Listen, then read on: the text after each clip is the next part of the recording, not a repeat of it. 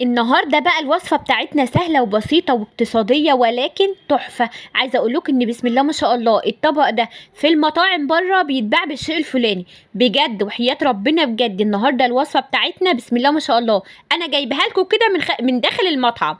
بصوا الجمال، تصدق ان دي بطاطس؟ انا مش متخيلة ولا متصدقة. يلا نبدأ على الوصفة والمقادير. انا معايا كده كيلو بطاطس زي ما انتم شايفين، ويفضل جدا جدا البطاطس اللي هي الصغيرة خالص بتاعة السليق دي، عارفينها يا جماعة؟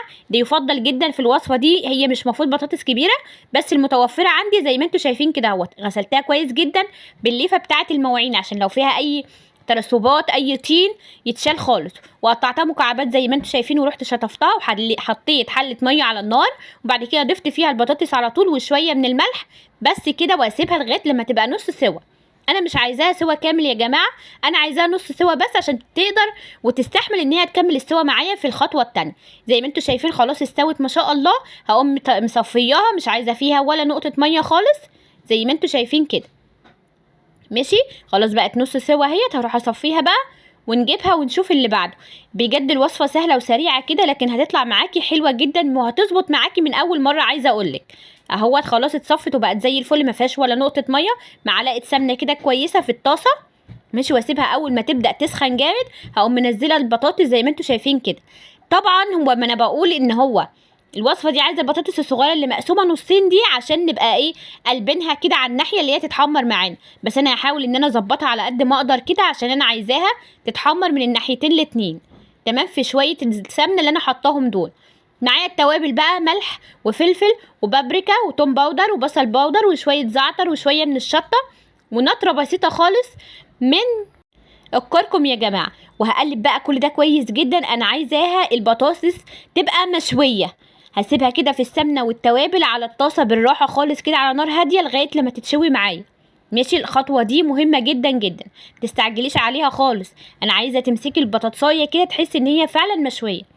ماشي ما شاء الله، بصوا التوابل غيرت لونها خالص وبجد كان طعمها فظيع اهوت ما شاء الله اللهم بارك. هفضل كده اقلب فيها يمين وشمال لغايه لما تبدا تتحمر معايا وتتشوح وتاخد اللون الذهبي.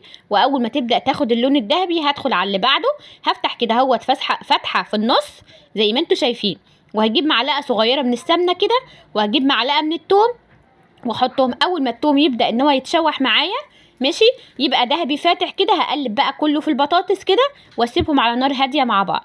عايزه اقول لكم ان الثوم في البطاطس يا نهار ابيض، بجد حاجه كده ميكس ما بين البطاطس والثوم تحفه ما شاء الله. هي شكلها باين عليها يا جماعه صح ولا انا بتهيألي؟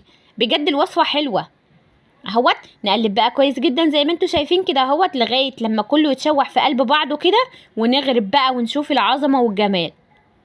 ماشي خلاص اهوت كده ما خدتش تقريبا دقيقتين او 3 كده على النار لغايه لما بصوا يا جماعه اللون، شايفين اللون بقى عامل ازاي؟ ده بقى اللي انا قصدي عليه. نغرب بقى في الطبق كده اهوت، ويا نهار ابيض الطبق اللي انا غرفاه ده بجد حرفيا في المحل بره اللي جرب الوصفه يا جماعه عارف ان فعلا البطاطس المشويه او المخلله غاليه جدا في المحلات. بصوا الجمال يا نهار. ايه رايكم بقى في الوصفه بتاعتنا الجباره النهارده؟ لو عجبتكم الوصفه يا جماعه يا ريت اللايك والاشتراك في القناه ان شاء الله عشان يوصلكم كل جديد.